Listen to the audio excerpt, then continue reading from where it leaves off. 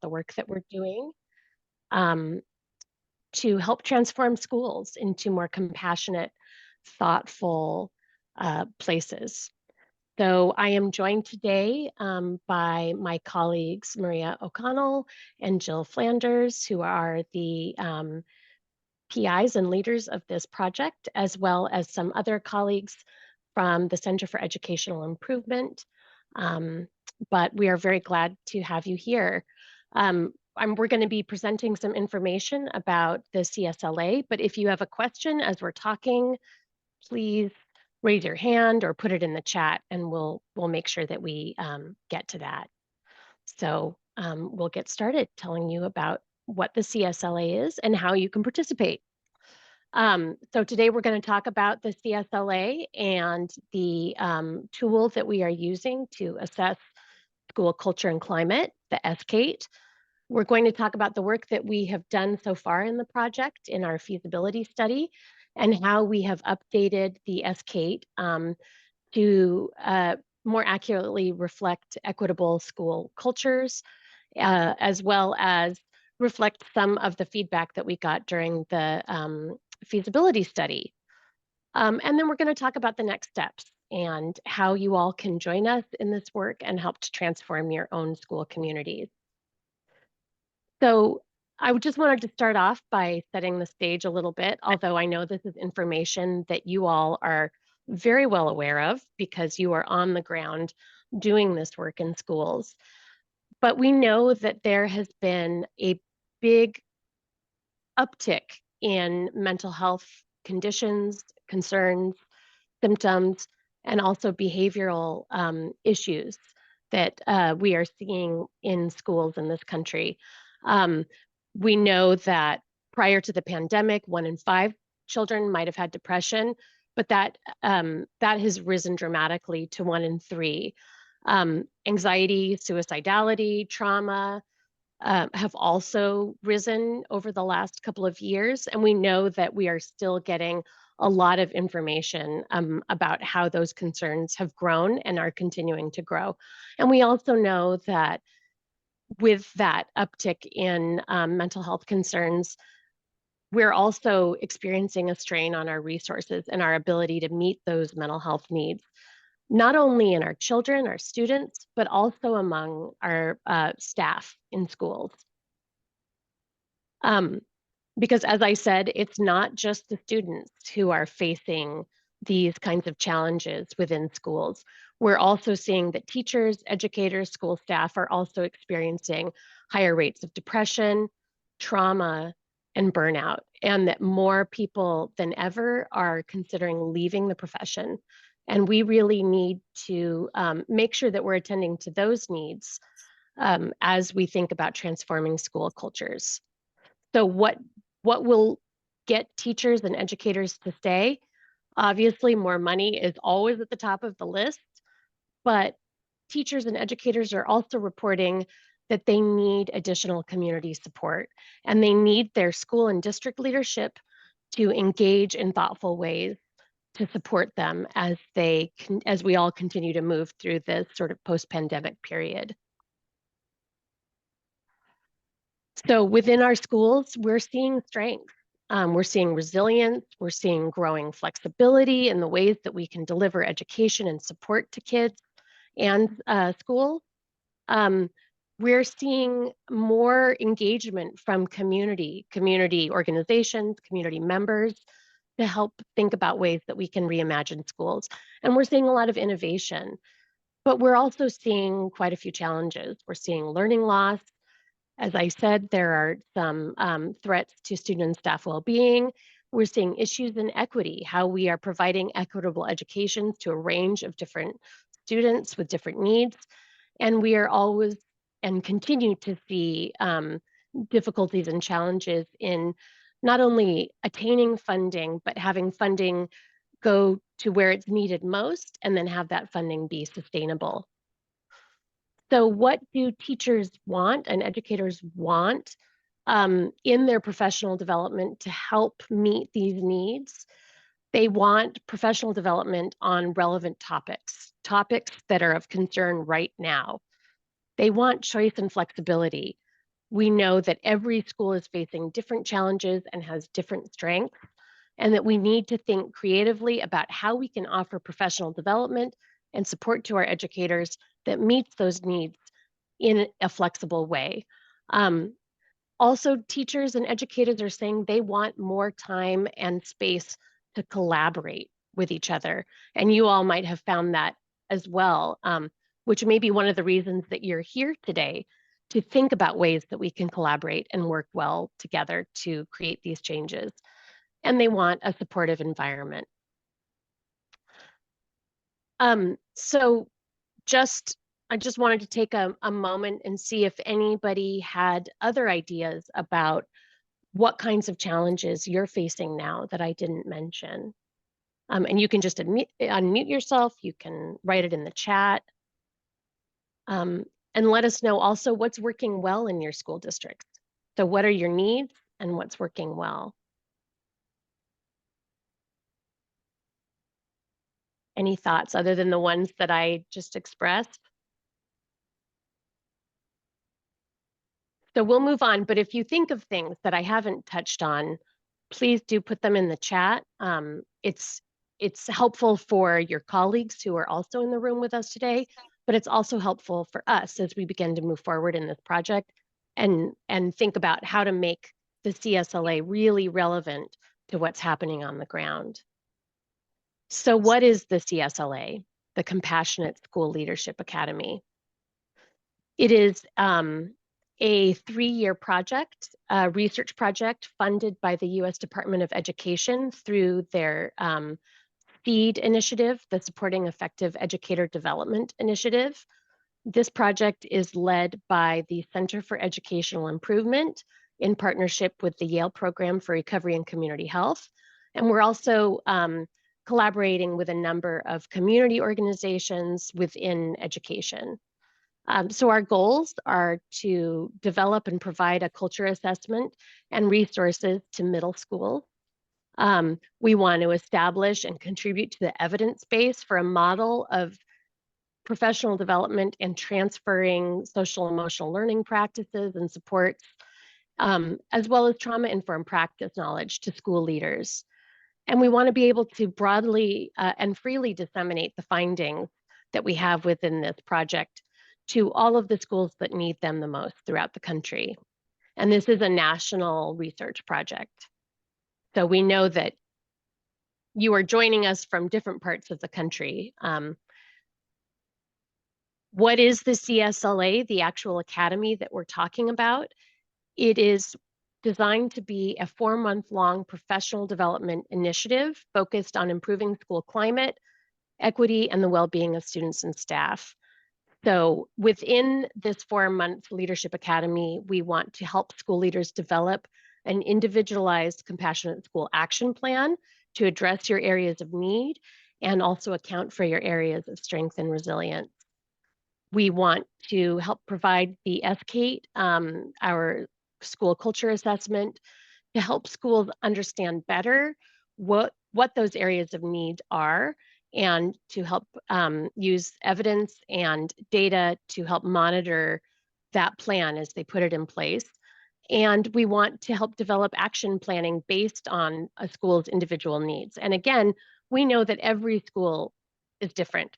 So this is not a one-size-fit-all approach. So it's not the idea of the old model of PD is, okay, everybody goes to the same professional development opportunity. You do 4 hours, you count those 4 hours, and everybody gets the same thing. We know that works in some places, but other places need something more flexible and more attuned to their needs. So within this 3-year research project, we have 4 phases. We started with a feasibility study that we're going to talk to you about, what we learned from that, to really have a better understanding of where schools are at. We have a phase where we have taken a look at the S-CCATE, which has been around for about 10 years, and think about how we can reimagine that and update it to reflect more of an equity focus and to account for some of the challenges that schools are facing now. And that's what we completed in our first year of this project. We're now in our second year, and we are beginning our randomized controlled trial, which is what we are hoping that you will join us to participate in. And this is the research part of our project, where we are really taking a look at what works for schools and comparing groups that are getting the CSLA intervention against those who are not, to see how culture changes, adapts, and improves with those interventions and supports. And then the last phase, which we'll complete in the last part of our third year, will be disseminating what we've learned across the field. So I am going to pass it to my colleague, Dr. Maria O'Connell, to introduce herself and tell us about the S-CCATE. Hello, good afternoon. I'm so glad to see you all here. I'm Maria O'Connell. I'm the Director of Research and Evaluation for the Yale Program for Recovery and Community Health. I'm also the co-principal investigator on this study, along with Jill Flanders. And we're just really excited to be at this phase and this point where we can get started on the research. The School Compassionate Culture Analytical Tool, the S-CCATE, it's a 53-item online measure of school culture and climate, and it's designed to support professional development and progress monitoring. It's been used by over 1,200 educators nationally and designed by the Center for Educational Improvement. The S-CCATE, the framework is based on a heart-centered learning framework, and really it provides recommendations for next steps through a personalized action guide. The S-CCATE is taken by any members of a school's community, and basically we get a composite or a report based on those responses, and we are able to provide feedback on areas of compassion, courage, confidence, consciousness, and community. Here's a couple of the different S-CCATE questions. Students state that they feel safe at school. Teachers and administrators foster participation. Students show empathy for others, and my students consider me to be a good listener. The thing about this assessment is it's an organizational assessment. So people and teachers and principals and staff are not rating themselves necessarily. There's a couple items that are targeted more towards individuals, but really it's saying, as a community, I think that teachers in general at this school foster participation and a sense of belonging. One of the advantages of that for organizational assessment is that we know if we ask people, students in my classroom feel safe, I foster a sense of belonging, right? They're going to be more inclined to say, yes, I do these, I strongly agree. But when we ask about other sort of the organizational culture, you can say, well, I do this, but in general, I don't think many other teachers at this school do, or I don't think the administrators do. So it gives us a kind of a place to step back from and to allow people to think, in general, this culture of this school reflects this. Go ahead. Do you want to talk about the feasibility study, or would you like me to? Yes, I can. Sorry, I was having a trouble with my mute. Thank you, Maria. And then I'm going to talk about our feasibility study, and then I'm going to ask Maria to talk about how we've adapted the S-CCATE and how we've revised it and how we are thinking about moving forward, validating it.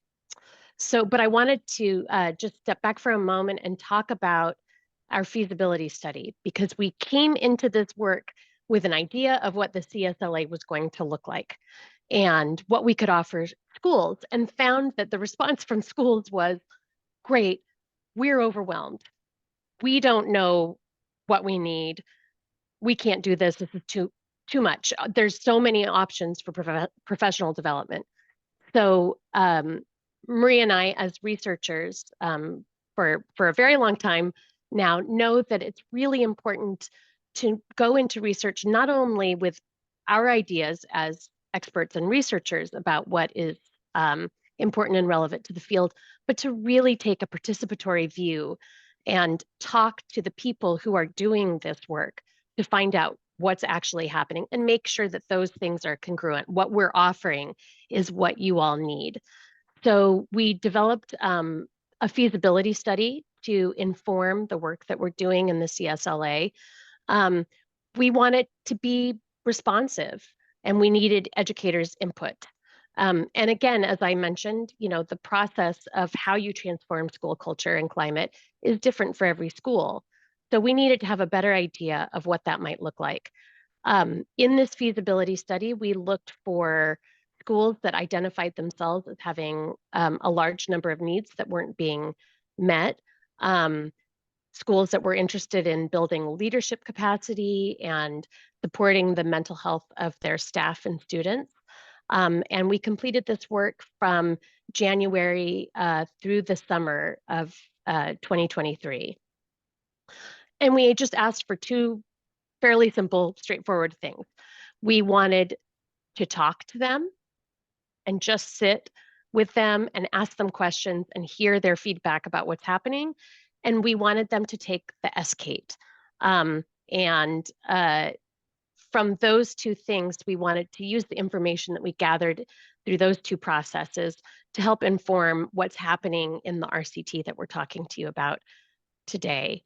And we talked to 11 different schools across the country, schools that were urban and rural and in the South and the North. We tried to get as wide a variety of schools as possible, charter schools and public schools. And all of them were middle schools. So what did we learn from that? We asked them, what are the strengths in your school? What are your challenges? And what sorts of professional development would help you the most? What format, what topic? And we're, just so that you know, that we are thinking of professional development in a very broad way, in the truest definition of what professional development could be. How can we help develop professionals? So it could be formal opportunities for group learning, but it also could be what are the structures and policies in your school that help contribute to professional development? So, and we also wanted to talk to not only classroom teachers, but people on the custodial staff, people working in the lunchroom, front office staff. So thinking about all of the people within a school community that contribute to the culture and climate of schools. And with the idea that all of them, bus drivers, they're all educators. So what did we find from these listening sessions? We found a lot of strengths. We found that there were more opportunities for students than ever to engage in school in different ways. Educators had been incredibly creative about engaging students. We found that educators were really largely informally, but really offering each other peer support and wanting to support each other to help make school climate better and attend to the mental health needs of both the staff and the students. We found that schools were very aware of the challenges, but also wanted to think about and include all of the strengths and resources within schools. They were thinking about new ways to support each other in creative ways, particularly in areas where the resources were scarce. And they really wanted to help reimagining what school leadership could do to contribute to these efforts. And this is just an example of a model of the kinds of reports that we delivered back to the schools after their listening sessions about what their strengths were within the feasibility study participants. But of course, we know it's wonderful to take and very important to take a strengths-based approach, but there are a lot of challenges more than ever. And we wanted to give educators a chance to talk about those challenges. What were the challenges? Obviously, student well-being, student behavior, what was happening in the classroom. We found obviously that staff talked a lot about their own well-being, their secondary trauma, the challenges that they were facing, not only at school, but in their personal lives, and the lack of support and options to help understand a new way of being an educator. They were having a difficult time figuring out how to integrate new ideas about social emotional learning and equity into their curriculum that they were teaching.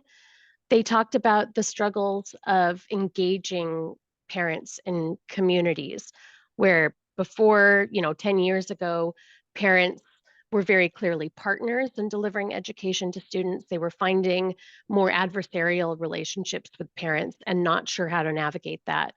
And they were very aware that there was more need to support equity initiatives and inclusion and conscious awareness of those differences, but we're not really sure how to do that in their communities, particularly if their schools had a more homogenous population. So what did they say that they wanted? They wanted more chances to engage in professional development. They wanted chances to collaborate with their peers. They wanted concrete action steps of how to integrate these ideas into the curriculum or that they were teaching. They wanted to feel connected to their school again. They talked about how that had really been lost over the last years, and they wanted that sense of school spirit and everybody working together towards a common goal. And they really wanted their school and district leadership to have a better understanding of the challenges that they were facing and strategies to address these challenges and provide support to the school community. So that's what they talked about in these listening sessions. But the other piece of this was also revising the S-CCATE to reflect some of their feedback and to reflect some more ideas about equity and inclusion.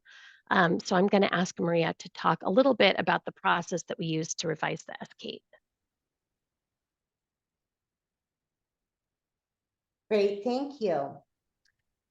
Okay, so the S-CCATE revisions, we knew that based on these listening sessions, as Martha said, that we needed to make some changes, that the S-CCATE is sort of an adaptive instrument that is designed to really reflect the current issues and things that are of concern or that are strengths and that what we're hearing from schools. So we went through a process of adapting it. And next slide, please. There we go. So one thing we did is we were trying to say, we were looking for items that said in general, sort of what sort of things would you look for if you were trying to determine if a school was equitable, responsive, and anti-racist. So what sort of things would you look to? So the S-CCATE, again, is designed to sort of be an objective indicator, an objective instrument saying, if you saw these things in your school, you would feel that it was a welcoming school, it was belonging, that it was compassionate, those sorts of things. And in particular, we focused on equitable, responsive, and anti-racist because we knew that we had a cultural component that needed to be added to the S-CCATE. So that's why that particular question here. But we also were asking it more generally, what does a compassionate school look like? What does it feel like? How would you know it if you walked in the door? So we consulted with our advisory boards and panels of national experts. We sent out a survey and just asked people to respond to that. And based on all of those responses, we were able to sort of map out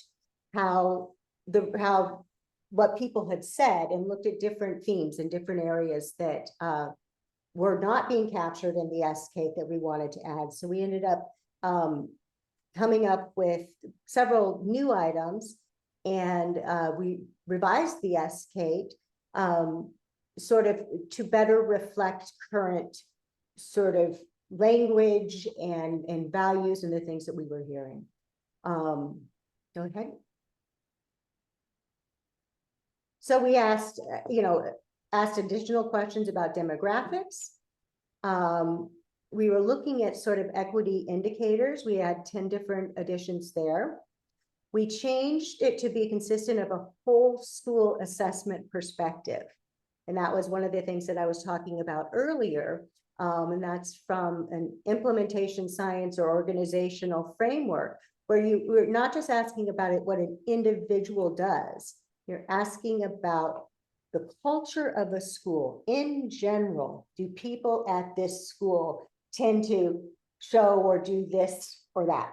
So that's important. We also did add a section of just some first person indicators, because some of that information is very helpful if you know that how many educators think that they're doing a good job of this, and it sort of gives you a sense of that. We revised the anchors from strongly disagree to strongly agree, and did identified a potential questionnaire that can be administered along with the S-CCATE to validate the instrument. And next. Are we frozen? There we go. Okay. There. Oh, it looks like we're all right. So listening sessions. The other indicators that we heard about, which was really important, was asking some questions about cyberbullying, social media use, that these are things that are very kind of hot topics now and things that schools are dealing with.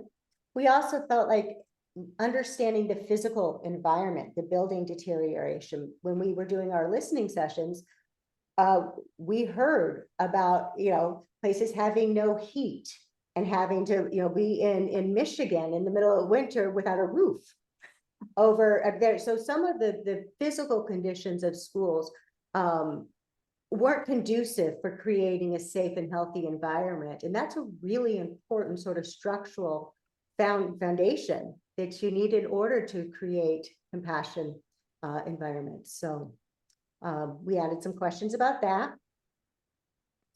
The instrument, there we go.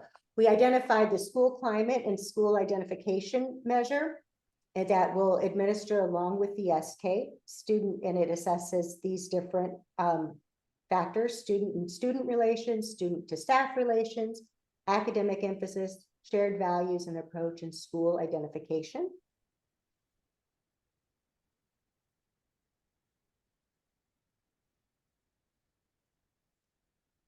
Next. There we go. Oh. So, here we go. Thank you. We're having a slight delay, I think. All right. So what I'm all over the place. I apologize. It's okay. I'll keep going and you can catch up. One of the things so what we're doing is we're at the point where we would like to ask schools around the nation to take the S-CCATE. It is an online survey. It should take, with this additional measure, and it should take 15, 20 minutes or so. And what we're doing is, if you will send the link out, and we'll give you that link here in a second. We just ask that you take the survey yourself and also share that link with other people at the schools. In order for us to create an individualized school report, which we will have based on the S-CCATE, we need at least 7 people from each school to respond. We would like to get much more than that, of course. But in order to be able to create sort of themes and assessments from the S-CCATE, we do need to have at least 7. So the S-CCATE also is one of the things that it's, you get a free sort of technical training assistant guide based on that S-CCATE responses. So the guide is full of resources that are sort of tailored to your school's responses on the S-CCATE. So their responses are aggregated up, There's no identifying information included in these reports, and the report would go back to you all and to the administrators of the school to sort of say, here's some recommendations, here's some things that you might be able to do, and some resources for you. So that typically is that individualized action guide is typically costs about $2,000 for a particular school to participate in the S-CCATE and to get this report. Part of our research study is that $2,000, we're picking up that, we are handling that. And so this is available for free to you all and to anyone really across the country. Again, really looking at middle schools, ages or grades 5 through 8, wherever that may be. It may be, some of that might be in elementary, it might be at the high school, but those are the sort of target grades that we're looking at. For the randomized controlled trial, what we're doing is, after all of these schools or people around the country take the S-CCATE, we will select 80 schools from that population of people who are interested in being in the second part. You do not need to sort of sign up and consent to be in the randomized controlled trial if you don't want to. But so the S-CCATE will take that, and we will look at across 80 schools. 40 schools will get our CSLA intervention, which is really working with taking the S-CCATE results, and you will have individualized coaching and mentoring, meeting with us, talking about things. How can we personalize what it is that you need, a professional development plan? How can we work with you? We will give you additional resources just to help see if we can really focus on changing the culture and environment. Those who are not in the CSLA or in that intervention will still get the S-CCATE and the individualized report with recommendations and all of that. So the additional piece is talking with us and coaches and experts around the country, taking this information and saying, how can we create something that's unique to your school, that is not boilerplate, that is going to address and help you figure out how to do some things a little bit differently. Martha, do you want to? No, I thank you so much for Maria for explaining what we are hoping that you will help us with in this next step, and not only help us, but also help your own school communities. And if you're interested in learning more, taking the S-CCATE, distributing the S-CCATE, which we hope that you will, you can go to our link. I put it in the chat, or you can scan the QR code that's on your screen right now with your phone or device using the camera, and it will take you right to the S-CCATE. So we hope that you will check that out and let us know what you think, and participate in this project with us. And that's about all of the information that we have for you today. I know that that was a lot coming at you quickly. And I wanted to open it up for questions, comments. You can unmute yourself or raise your hand or put it in the chat if you're more comfortable.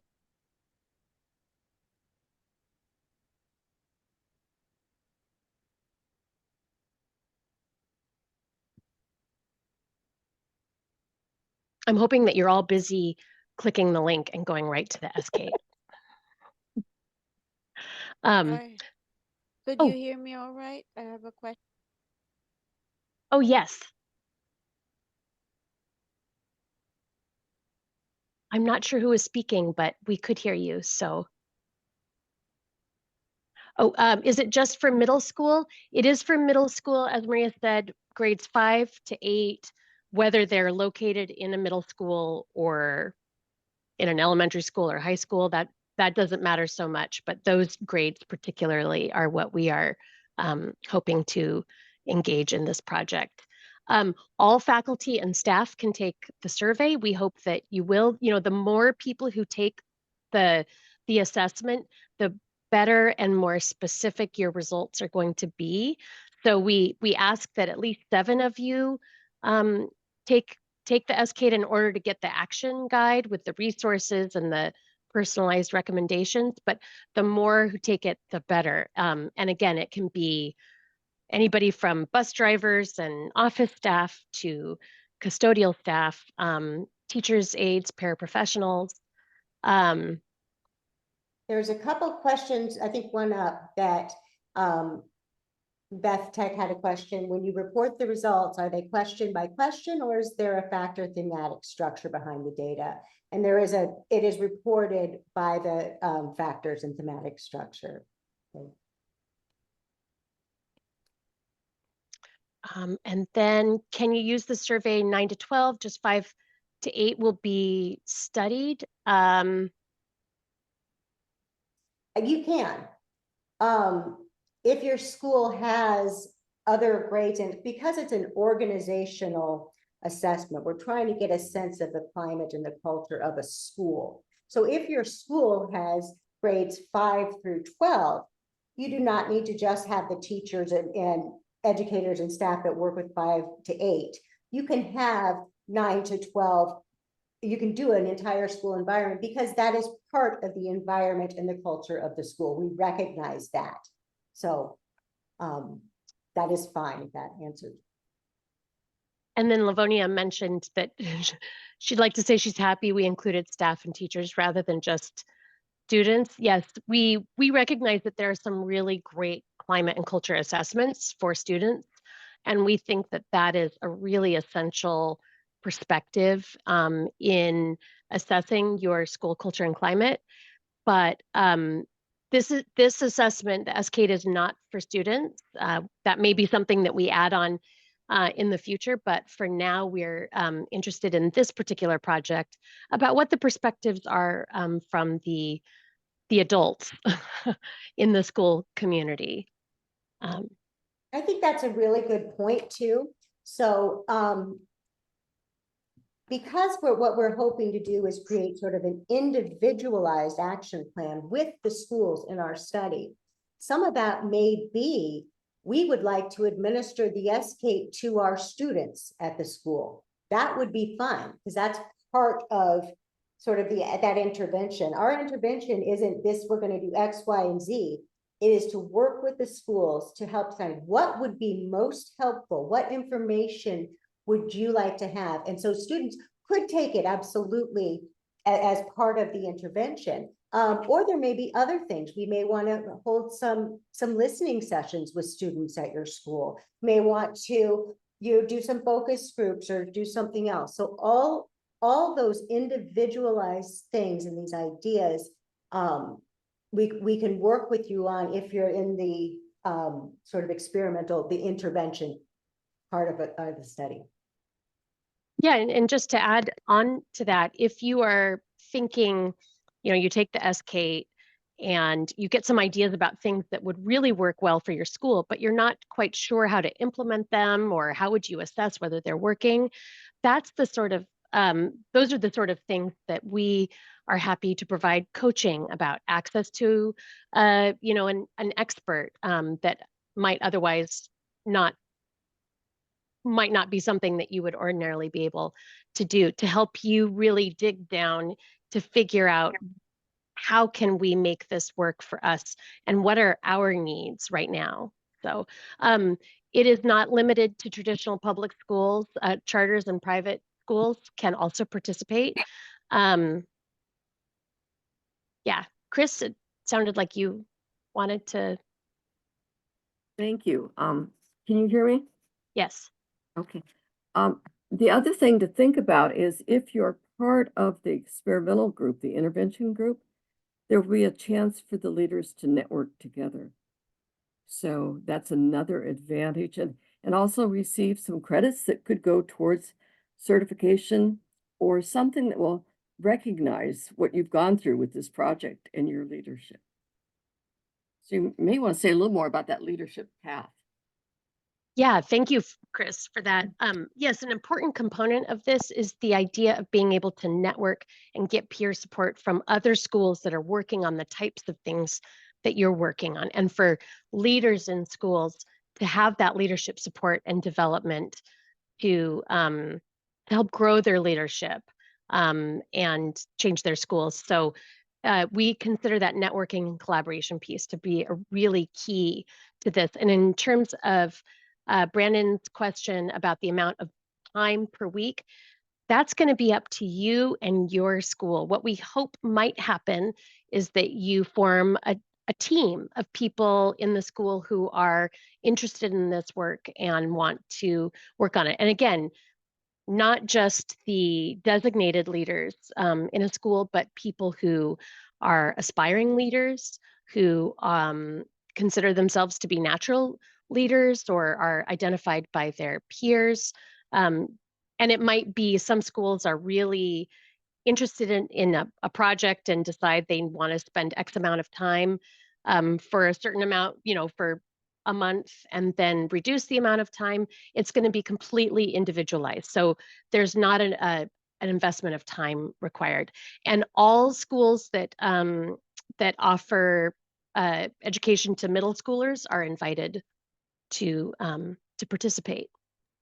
Yes, absolutely. BIE schools are absolutely included, and we offer a special invitation to you all. We have been working over the last months with the National Indian Education Association to help deliver and develop resources that are particularly relevant to BIE schools and other sorts of tribal or community educational organizations on tribal lands.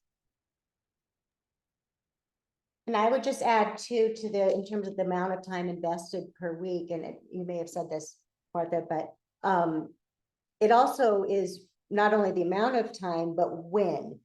If people have, if first thing 15 minutes a day or 15 minutes once a week in the morning seems to work, or if you have all of this is built around flexibility. And because you don't need to have a prescribed sort of, this is this development plan, and you're going to have to commit to X number of hours or every Monday at 5:30, whatever works best for your school. And so we kind of think of it like an IEP for schools.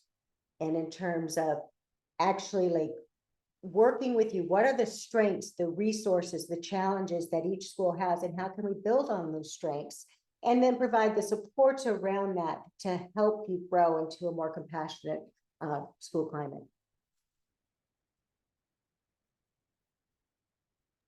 These are fantastic questions. And if you are interested in learning more or contacting us, you can email our project coordinator, Laura O'Connell, who couldn't be here today, but her email is in the chat. And you can also email me, although I know my name is really tricky to spell correctly, so you might you might want to reach out to Laura first, but you can also reach out to Dr. Christine Mason and her team at CEI, where you got this original link from. So I think that we are at our time. If there are no additional questions, final comments or thoughts? We just want to thank all of you for your interest, for the work that you are doing in your schools to improve your school culture. And to Brandon John's question, is this for improving or establishing a positive culture? Absolutely. We want to establish cultures in schools that are compassionate, positive. We want to help create schools where you all and your students are happy to be there, where you feel good, you feel nurtured, supported, where you can help your students learn at their best. And so we really appreciate your interest in this, and we hope to hear from you soon. And please do take the S-CCATE on that link if you want information that you can distribute to your schools. please let us know and we will be happy to send you our flyer, which can be distributed via email or printed so that others among you can take the S-CCATE and learn more. So thank you so much. Thank you. Have a great rest of your day. Take care of yourselves, and we hope to talk to you soon.